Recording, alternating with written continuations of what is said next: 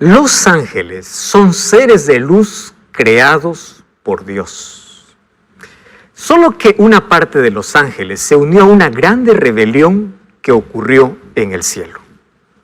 Uno de los ángeles creados por Dios, que tenía una posición muy importante, se rebeló contra Dios. Y es por eso que ellos, al convertirse en enemigos de Dios, hoy están aquí actuando, también siendo nuestros enemigos, para separarnos de Dios y para que nosotros podamos hundirnos también bajo su dominio. Hoy vamos a hablar sobre este tema importante. Y para ello, aquí yo coloqué una expresión interesante.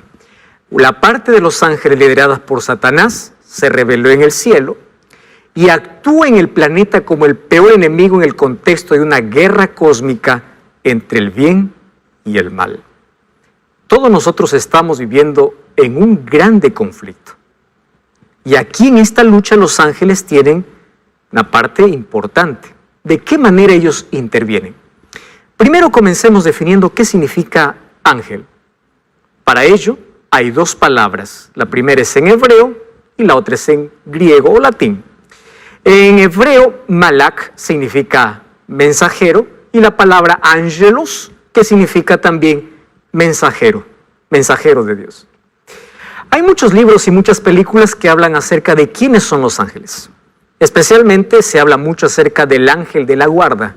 Incluso hay algún rezo o una oración que se hace al ángel de la guarda. Entre las películas y libros y tradiciones que se hablan acerca de los ángeles, el tema de la angeliología ha despertado un interés en el ser humano. Sin embargo, está mezclada también con mucha fantasía. ¿Quiénes realmente son ellos? Muy bien, los ángeles están mencionados en toda la Biblia. Desde Génesis hasta Apocalipsis. En el Antiguo Testamento, 100 veces se mencionan a los ángeles y en el Nuevo Testamento, 165 veces. Así que es un tema hablado y de mucha importancia. ¿Quiénes son ellos? No tenemos mucha información sobre cómo fueron creados, ni todas las actividades que realizan. Sin embargo, nosotros podemos saber por lo que está escrito en la Biblia, que los ángeles tienen personalidad, es decir, tienen intelecto, tienen emociones y tienen voluntad. Vamos a repasar, vamos a abrir la Biblia. Por ejemplo, los ángeles cantaron en el nacimiento de Jesús. Lucas capítulo 2, versículo 13 y 14, ellos revelaron su emoción, su alegría cantando. Mira lo que dice Lucas capítulo 2, versículo 13. Repentinamente apareció con el ángel una multitud de huestes angelicales o huestes celestiales que alababan a Dios y decían: gloria a Dios en las alturas y en la tierra paz, buena voluntad para los hombres. Expresan su emoción y dice que ellos cantan. El cielo es un lugar de adoración y los ángeles siempre adoran. En segundo lugar, dice que estos se alegran mucho cuando un pecador se arrepiente. Jesús contó una parábola en el libro de Lucas capítulo 15, en sí son 3 parábolas, pero me llama la atención lo que Jesús dijo en el versículo 10. Dice así: así os digo que hay gozo delante de los ángeles de Dios por un pecador que se arrepiente. Los ángeles también festejan y se alegran cuando hay un pecador arrepentido. Demuestran alegría, ellos cantan. ¿Qué más dice la Biblia acerca de los ángeles? Son seres espirituales que pueden asumir una forma física. Wow, es interesante. Por ejemplo, ahí en el libro de Génesis capítulo 19, cuando los ángeles llegaron para Sodoma y Gomorra, Lot fue para poder decirles que puedan quedar en casa, y después de mucha insistencia dice que ellos fueron y ellos comieron con Lot. Ellos asumen una apariencia humana. Lo mismo pasó también con Abraham. Ellos pueden asumir una forma física. Además, la Biblia describe que los ángeles tienen alas. En algunos casos, como los serafines o querubines, tienen entre 4 y 6 alas. Esto me llama la atención. Por ejemplo, vamos al libro de Isaías, capítulo 6, versículo 2. Isaías 6:2 dice así: por encima de él habían serafines, cada uno tenía 6 alas, con 2 cubrían sus rostros, con 2 cubrían sus pies y con 2 volaban. Qué interesante, esa es la información que tenemos de ellos. Cuando hablamos acerca de los querubines, también dice que tienen 4 alas y ellos están delante de la presencia de Dios. En el libro de Ezequiel capítulo 1, versículo 6, nos da esta información. Además, los ángeles son seres súper inteligentes y poderosos. Y presta atención a esta información. Solo que ellos no poseen los atributos de Dios. ¿Cuáles son los atributos de Dios? Es decir, ellos no son omniscientes, ellos no son omnipresentes, ¿correcto? Ellos no están en todo lugar. Ellos no son eternos, porque fueron seres creados por Dios. Ellos no poseen los atributos de Dios.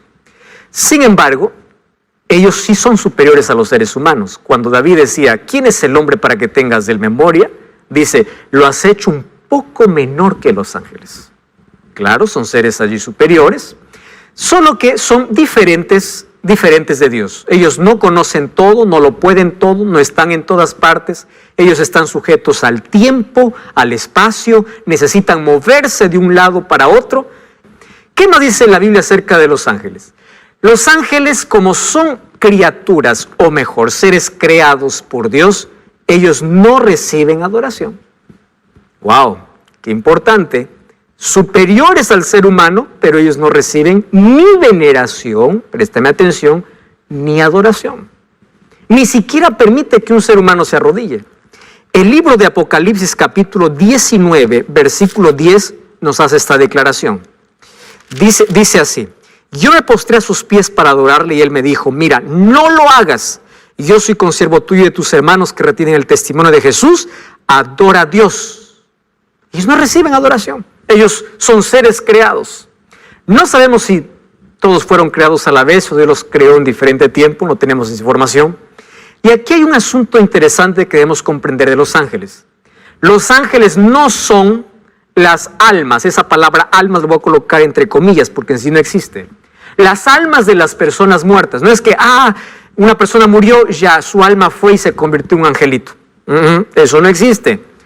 Tampoco ellos evolucionan de otra vida. No es que los ángeles evolucionaron. Esa es una creencia antibíblica. Los ángeles fueron creados por Dios. Son criaturas de Dios. Y aunque son superiores a los seres humanos, no son iguales a Dios. ¿Correcto? Otra cosa, los ángeles no se casan, no tienen sexo, no mueren.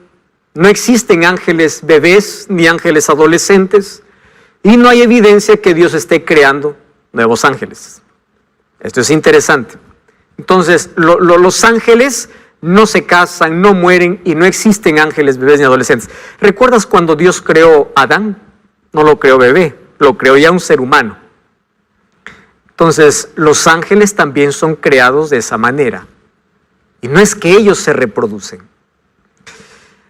La reproducción es uno de los dones y regalos que Dios compartió con el ser humano. Ahora, otra cosa que entendemos de los ángeles es que son mensajeros y agentes secretos de Dios. Visitan constantemente nuestro planeta, ¿sí? Vemos en varias veces como un ángel visita el planeta para traer un mensaje a algún profeta o a alguna persona. En la Biblia nosotros encontramos lindas historias hechas por los ángeles. Por ejemplo, en el libro de Hechos capítulo 15, versículo 19, encontramos que cuando el apóstol Pedro fue encarcelado, ¿sabes qué cosa sucedió? Un día un ángel abrió la puerta de la prisión, sacó a Pedro de la prisión y lo puso en libertad. Dios envió ese ángel porque al día siguiente iban a ejecutar a Pedro y Pedro aún no había cumplido su misión. Y Dios envió un ángel para poder sacar allí de la prisión a Pedro. Dios también envió su ángel para poder cerrar la boca de los leones cuando Daniel fue colocado allí en el foso de los leones por causa de su fe.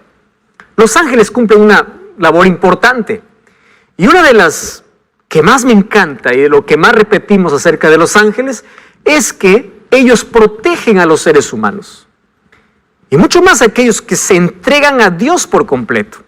Lo que dice el libro de Salmos capítulo 34 versículo 7 es una promesa realmente importante. Mira lo que dice el libro de Salmos, capítulo 34, versículo 7. Dice así, 34:7, el ángel de Jehová acampa alrededor de quienes lo temen y los defiende.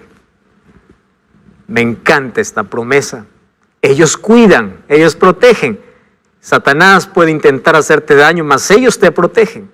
Cuando hay algunos que dicen, pastor, la maldad existe, me han hecho maldad, y hay personas que quieren mi mal y me están dando esto y lo otro, solo le digo, colócate en las manos de Dios.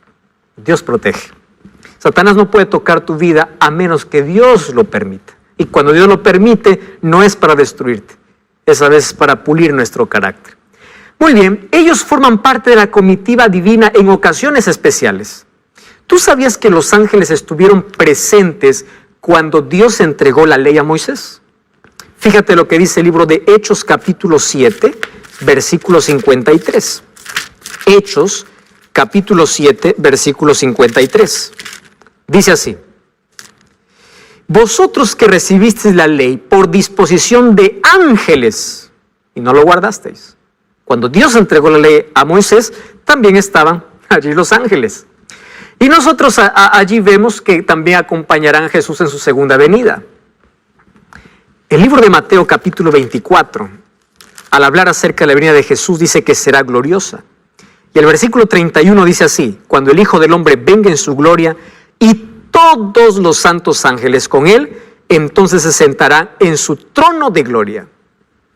¿Para qué vendrán los ángeles? Los ángeles vendrán para reunir a las familias, aquellas que están distantes, porque en familias podremos subir al cielo. La segunda venida de Jesús será gloriosa y será acompañada por todos los ángeles. La Biblia dice que ellos son millares, son millones. La Biblia no menciona un número de ángeles. Mira, el libro de Hebreos capítulo 12, versículo 22 nos da esa información muy clara. Hebreos capítulo 12, versículo 22. Allí dice que son millares y millares. Hebreos 12, 22. Dice, siendo que os habéis acercado al monte de Sión, a la ciudad del Dios vivo, Jerusalén, la celestial, a la compañía de millares de ángeles.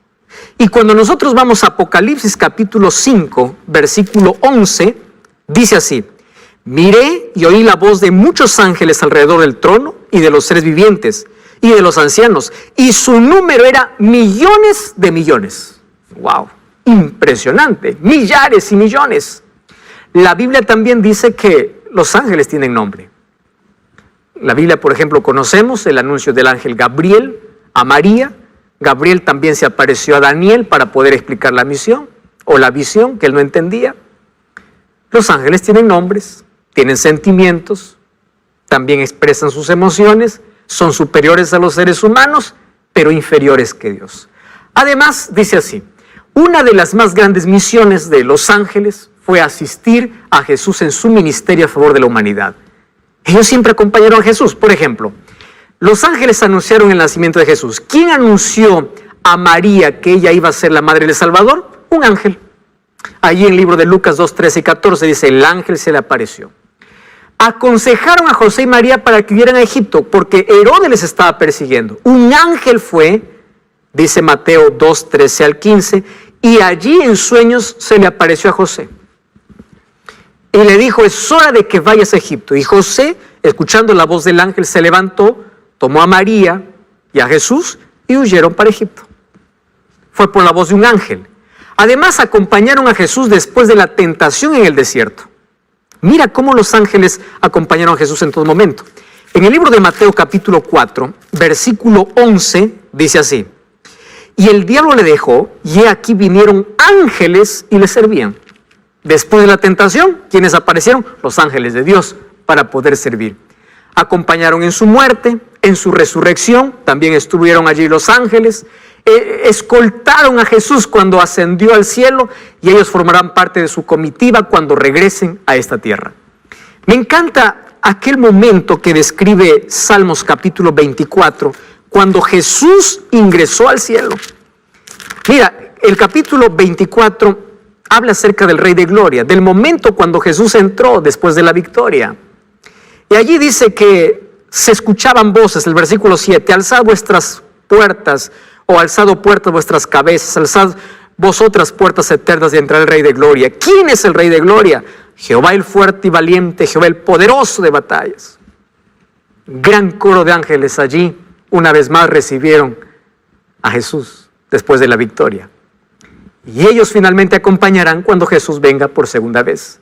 La pregunta es, ¿cómo surgieron los ángeles del mal? Y aquí entramos a un tema realmente impresionante. Porque Dios no creó seres malos. Dios no creó criaturas imperfectas. ¿Y sabes qué cosa es lo misterioso de todo?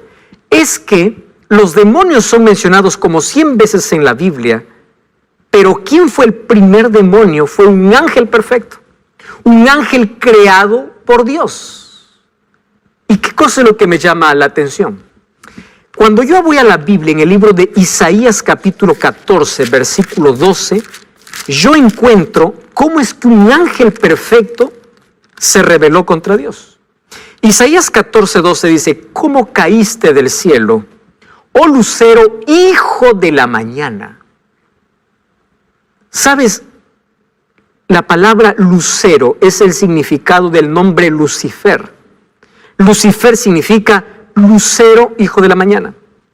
Ahora, en el cielo todo había armonía, todo era perfecto, pero uno de los ángeles que tenía una posición más elevada y era incluso exaltado, de manera misteriosa su corazón se llenó de orgullo y usó su libre albedrío para rebelarse contra su creador. El nombre Lucifer significa portador de luz o lucero de la mañana, que finalmente, después de su rebelión, se convirtió en diablo. ¿Y qué significa diablo? Diablo o Satanás significa aquel que hace trampa, o mejor, aquel que es acusador. Cuando tú acusas a alguien por alguna cosa, ten mucho cuidado de no ser parte de esta legión. Porque a quien le encanta acusar es a Satanás. Él se convirtió en Satanás después de haber sido un ángel perfecto. En la Biblia yo encuentro dos relatos en dos profecías dadas para Tiro y Babilonia, tomando la figura de estos dos reyes para que representan la caída de Satanás. En el libro de Ezequiel, capítulo 28, me habla sobre cómo era o cómo fue creado Satanás. Mira, el capítulo 28, vamos a ver a partir del versículo 13. Ezequiel, capítulo 28, versículo 13, encontramos una declaración importante sobre la creación y sobre la rebelión de este ser. En el huerto del Edén estuviste, toda piedra preciosa era tu vestidura, te vestiste de lo mejor. Versículo 14, tú, querubín grande protector, yo te puse en el santo monte de Dios y allí estuviste. El versículo 15 dice, perfecto eras en todos tus caminos desde el día que fuiste creado hasta que se halló en ti maldad. Haciendo referencia a Lucifer, aquel que se rebeló contra Dios. Era perfecto en todo. Y dice, profanaste tu santuario. ¿Por qué? Porque el santuario es la morada de Dios. En el versículo 13 o el versículo 17 dice, con la multitud de tus maldades y con la iniquidad de tus contrataciones, profanaste tu santuario.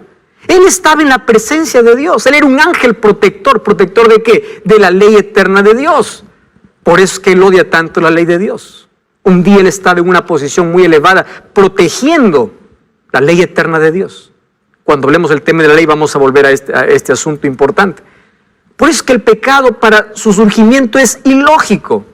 Él no estaba satisfecho con lo que era y él quiso tener un estatus superior, es decir, él quiso ser igual a Dios, anhelaba la posición de Dios, pero no el carácter de Dios.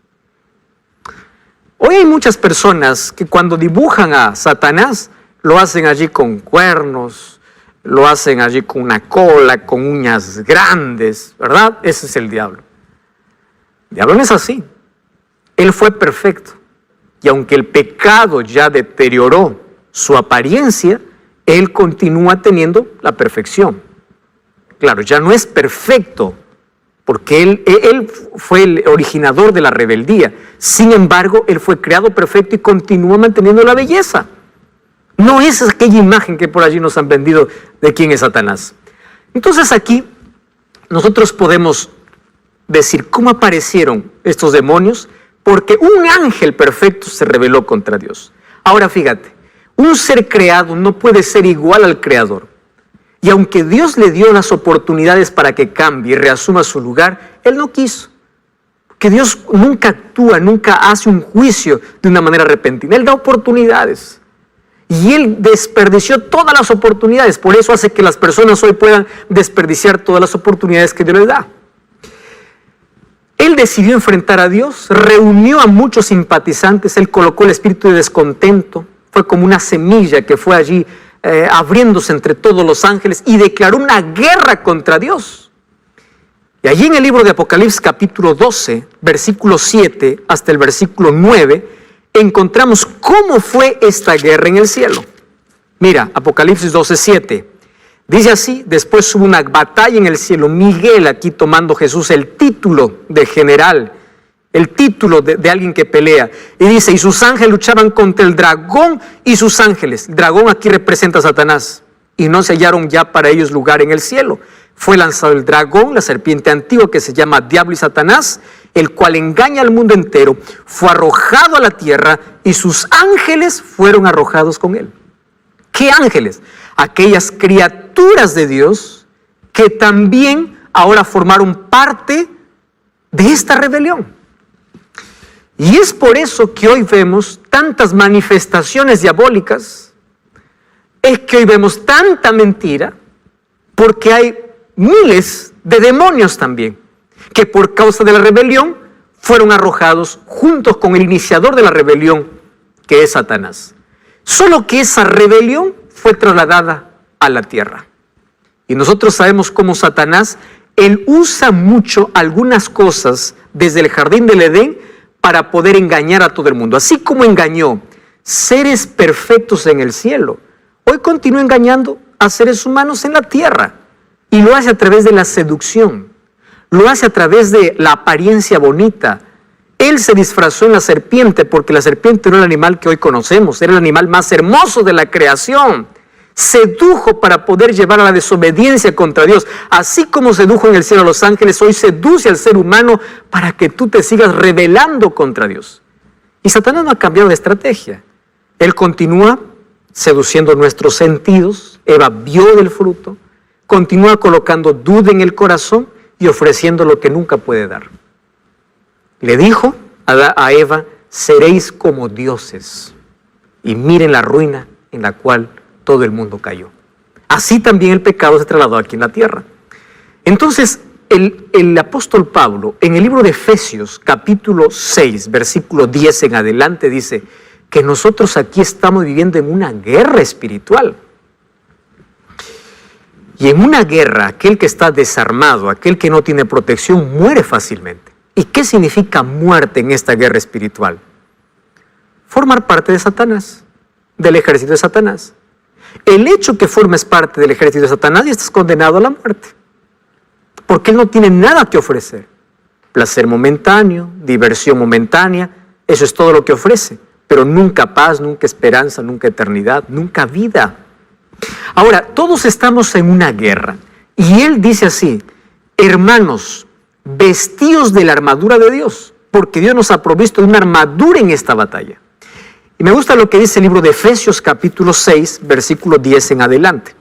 Y allí dice, vestidos de la armadura de Dios para que podáis estar firmes contra las hechanzas del diablo, porque no tenemos lucha contra sangre y carne, sino contra principados, potestades, gobernadores de las tinieblas de este siglo, huestes espirituales de maldad en las regiones celestes. Si tú te das cuenta, aquí lo que está haciendo Pablo es mencionar una jerarquía diabólica o una organización diabólica por una razón. Recuerda que los ángeles no son seres omnipresentes. Entonces el diablo no puede estar en toda parte. Él está en toda parte a través de sus demonios, pero él mismo no puede estar en todas las partes porque él no es omnipresente. Ese es un atributo que le pertenece solo a Dios. Entonces Satanás está bien organizado. Y aquí, según al apóstol Pablo, la organización diabólica consta en lo siguiente. ¿Quiénes están allí? En primer lugar, los principados, los que gobiernan todo. Luego siguen las potestades. Luego siguen los gobernadores de tinieblas, luego las huestes espirituales en todas las regiones. Está bien organizado para causar daño y maldad en todo el mundo. Entonces el apóstol Pablo dice, para ello tienes que vestirte de la armadura de Dios, tomar el yelmo de la salvación. Tú puedes leer Romanos o Efesios capítulo 6 del 10 en adelante, el escudo de la fe, la espada de la palabra, los zapatos del evangelio. Tienes que tomar la coraza de justicia y tienes que orar en todo tiempo. No hay otra manera de poder resistir a estas fuerzas demoníacas en este planeta. Eso es la manera como tenemos que enfrentarle. El apóstol Pedro ya nos decía, sed sobrios y velad, porque vuestro adversario el diablo viene como león rugiente buscando alrededor a quien devorar. Él no es nuestro amigo, es nuestro peor enemigo. Satanás solamente busca gente para devorar. Devora tus sueños, devora tu vida, devora tu familia, devora la paz, devora tu sonrisa, devora tus proyectos, te devora la vida. Y es un asesino porque él te mata lentamente, acabando parte por parte de ti. Entonces este mundo se convirtió en el escenario de un grande conflicto entre Dios y Satanás. Y allí los ángeles entonces están actuando, ángeles y demonios. Yo ahora te voy a explicar la obra de ellos. Este mundo se convirtió en una guerra cósmica entre el bien y el mal. Y hay un asunto que me llama mucho la atención. El libro de Primera de Corintios, capítulo 4, versículo 9, mira lo que dice, 1 Corintios 4, 9. Dice, Dios nos ha exhibido a nosotros los apóstoles como postreros, como a sentenciados a muerte, pues hemos llegado a ser espectáculo al mundo, a los ángeles y a los hombres. Un creyente, un cristiano, está bajo ahora la mirada no solamente del mundo, sino también de los ángeles. Y este universo es el espectáculo o este mundo es el espectáculo del universo. ¿Qué cosa es lo que hacen los seres humanos y cómo actúan los demonios aquí y cómo el ser humano es seducido por ellos? Ahora, fíjate, el punto central de ese conflicto fue la cruz, donde Jesús ya lo derrotó. Satanás sabe que está vencido y que en breve será destruido. Entonces, todo sufrimiento que existe en este mundo, Dios no es el culpable. Tiene que verse y analizarse en el contexto de guerra. Porque estamos viviendo en un grande conflicto. Y en este conflicto Satanás maltrata a los hijos de Dios, trae calamidades para que el ser humano se vuelva en contra de su creador. Ahí está la respuesta para el dolor y el sufrimiento. ¿Cómo actúa Satanás y sus ángeles en el mundo? ¿Cuáles son sus armas? ¿Cuál es la estrategia que él usa? Y yo aquí he colocado 3 que considero las más relevantes en cuanto a su acción. En primer lugar, Satanás actúa con mentira, con trampa y seducción. Préstame atención. ¿Qué cosa es una trampa? Aparentemente es algo bueno para que caigas en ella. El diablo es mentiroso. Trae 5% o 90% de verdad y 10% de mentira. Mezcla la verdad con la mentira. Por eso que hay muchos que abren la Biblia, leen la Biblia, pero creen también tradiciones. Y al mezclar tradiciones con Biblia, ya forman parte del enemigo de Dios. Porque no tener una clara visión de quién es Dios nos hace formar parte del otro lado. Ahora, presta atención. Él usa mucho la mentira, la trampa y la seducción. Él seduce. Él es un seductor. Mezcla la verdad con la mentira, él falsifica siempre la verdad, haciéndole parecer, o a la mentira falsifica haciendo parecer verdad, cuando no lo es, y se puede transformar en un ángel de luz. Mira lo que dice el libro de 2 de Corintios, capítulo 11, versículo 14. Presta atención a ese texto. Dice así, no es maravilla porque el mismo Satanás se disfraza como ángel de luz. Entonces tú puedes ver manifestaciones asombrosas. No te asombres con todo, porque no todo viene de Dios. Incluso no todo milagro viene de Dios. No deposites tu fe en un milagro, porque no todos los milagros vienen de Dios. Satanás hasta se puede transformar en un ángel de luz. ¿Puede hacer curaciones? Puede. ¿Puede hacer milagros? Puede. Si hasta se transforma en un ángel de luz. Muy bien. Ahora te voy a mostrar algunas acciones. Y te voy a mostrar estas acciones para tener cuidado, para que nosotros no caigamos bajo las zarras del enemigo. Y presta atención, quiero que tomes allí lápiz y papel y puedas anotar algunos textos bíblicos porque por el tiempo no voy a poder leer todos ellos. En primer lugar, Satanás y sus demonios usan la fuerza, la intimidación y la persecución. Hay personas que se quieren entregar a Jesús y el diablo viene y los amenaza. Allí usa incluso a los padres. Si tú te entregas a Jesús, te amenazo con quedarte sin heredad. El diablo es un amenazador. Te amenazo con quedarte sin trabajo. Y las personas tiemblan ante la amenaza. El diablo lo que hace es usar la fuerza, la intimidación y la persecución. Número 2, ellos se disfrazan. Incluso toman la forma humana. El libro de 1 Samuel capítulo 28, quiero que tú puedas leerlo, eso allí con detenimiento. Un día el rey Saúl se fue a una pitonisa de Endor, a un espiritista, alguien que tenía contacto con el demonio.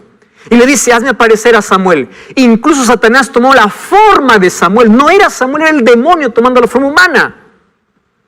Hoy escucho a muchas personas diciendo, pastor, yo escuché la voz de fulano de tal. Pastor, yo me contacté, tuve una sesión espiritista. Yo vi a alguien que murió hace años, yo lo vi, nadie lo puede negar. Es verdad que tú lo puedes ver, pero ¿cómo sabes que es esa persona? Satanás toma la forma humana. Si pudo tomar la forma del profeta Samuel, ¿cómo no va a poder tomar la forma de cualquier otro ser humano? Otra cosa que es Satanás es que hace falsos milagros.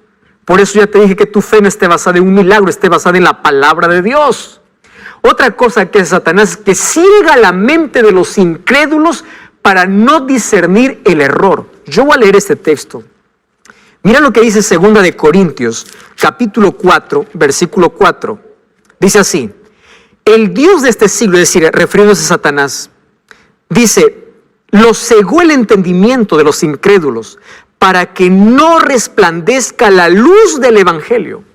Entonces, cuando una persona se enterquece, se revela, ve que Dios le está llamando, entonces él se enceguece. Esa ceguera es causada por Satanás. Mucho cuidado con aquello a lo cual llamas una rebeldía abierta. Ese es el trabajo del diablo hoy. Provoca catástrofes y enfermedades. Mira lo que dice el libro de Job, capítulo 2, versículo 7. Respuesta para asesinatos, violaciones, calamidades. Job 2:7.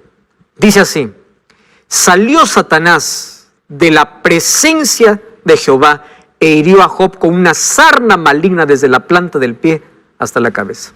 ¿Obra de quién? De Satanás. ¿Y por qué lo hace? Porque quiere torcer la imagen de Dios. Quiere hacerte pensar que Dios es el culpable de todo. Entonces cuando tú dices, ¿dónde está Dios? Dios no existe. ¿Por qué yo me siento solo? ¿Dónde está Dios en el sufrimiento? Satanás aplaude y dice, ya está dudando de la existencia de Dios. Tú eres la imagen de Dios, provocando Él todas las calamidades. Crean duda de la existencia de Dios. Otra obra de Satanás, acusa a los creyentes de Dios. Mucho cuidado cuando estás acusando, puedes formar parte del ejército de Satanás. Cuando tú acusas a alguien con el dedo por un pecado que está cometiendo, esa es la obra del diablo. Jesús nos enseñó cómo corregir los errores. Con la verdad, con amor, en secreto, con la palabra, con oración. No acusando. Zacarías capítulo 3 dice que Satanás acusó al sumo sacerdote, a un líder, y le dice, este no merece nada. Satanás acusa siempre a los hijos de Dios. Satanás no es omnipresente, por eso es que él no está en todo lugar. Y él manda a sus demonios para que pueda actuar. Él puede seducir a las personas, pero jamás te podrá obligar, porque tú tienes libertad para decidir. Satanás, cuando toma posesión del ser humano,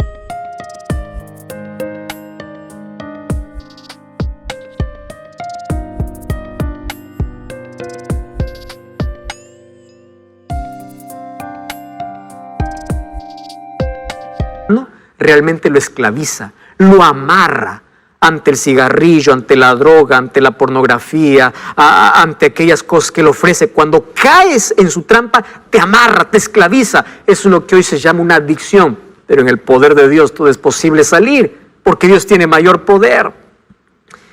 Cuando toma posesión de la mente y el cuerpo de quienes le permiten, Satanás puede tomar una posesión y hay muchas personas que tienen posesión demoníaca. ¿Y cómo se distingue una posesión demoníaca? Una persona que es poseída por Satanás tiene una fuerza sobrenatural. La voz que habla no es su voz, es la voz de alguien que está tomando posesión. Puede levantar cosas y objetos con una fuerza sobrenatural. Y en fin, eso es una posesión demoníaca. Recordemos que Jesús, cuando estuvo en esta tierra, a varios los libró del demonio. En el libro de Marcos capítulo 5 habla de un endemoniado gadareno que vivía allá en el cementerio. Pero Dios tiene mayor poder. El diablo, cuando nosotros entramos a su terreno, es darle la victoria. Hay unas personas que dicen, bueno, yo voy a entrar en ese terreno peligroso, pero no me voy a dejar vencer. No entres en terreno de Satanás. No entres. Cuando la Biblia dice no, es no. No te acerques al árbol, porque allí Satanás te va a tentar y vas a caer. No juegues con el peligro. Satanás y sus demonios impiden que una persona se entregue a Jesús. Incluso usa personas para desanimarte. Eso es lo que ocurre hoy. Satanás tiene trabajo de ofrecer diversión o llenar de actividades para que los seres humanos se separen de Dios. El diablo incluso puede estar contento de que tú vayas a una iglesia, que tú seas un religioso por fuera, pero por dentro no tengas un relacionamiento con Dios. A algunos les llena de diversión para que no conozcan de Dios, y a otros les llevan de tanto trabajo para que descuiden la oración y el estudio de la Biblia. Satanás usa todo esto. Además usa como arma el desánimo y la duda. Estás desanimado, estás con dudas en el corazón. Son semillas que Satanás coloca. Sin embargo, ellos tienen un punto débil.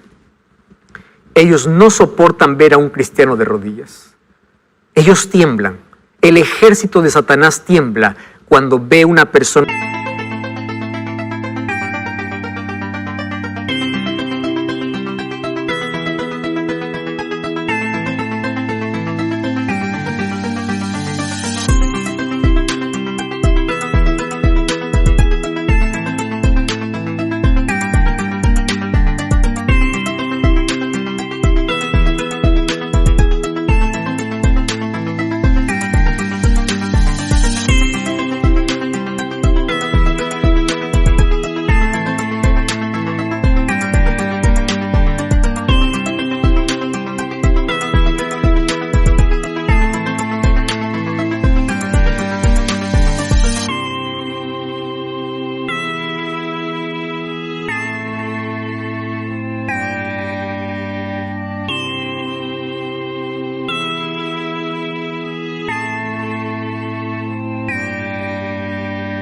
de rodillas delante de la presencia de Dios, no delante de una imagen, no delante de un santo, no delante de un hombre, delante de Dios.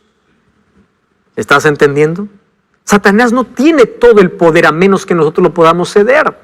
¿Qué debemos hacer? Primero, tienes que saber que Satanás conoce tus debilidades y él va directo al punto donde eres vulnerable.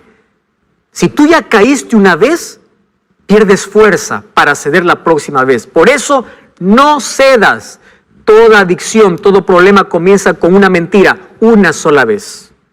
¿Escuchaste esa mentira diabólica? Una sola vez. Un poquito, solo un poquito. Así se comienza. Una sola vez. Y eso estás dando lugar para que Satanás te pueda esclavizar. Por eso no cedas. Y si ya cediste, Dios te puede libertar. Aférrate a Cristo. Número 2, reconoce que Él es más fuerte que tú, pero nunca es más fuerte que Dios. Por eso confía más en Dios. Intentarás separarte de Dios para vencerte. Por eso no te separes de Dios. No te apartes de Dios por cualquier cosa. Separa las cosas que te separan de Dios. Pero aférrate a Cristo. Tu vida, cuando esté en las manos de Dios, Él no puede hacer nada. Enfrenta al enemigo y Él huirá. El libro de Santiago 4:7 dice resistir. ¿Mas cómo se resiste? Aferrándose a Cristo. No des oportunidad al diablo y mantente firme en la tentación y va a pasar. Otra cosa, usa la Biblia y la oración. Sigue el ejemplo de Jesús. ¿Cómo es que Jesús venció a Satanás en el desierto?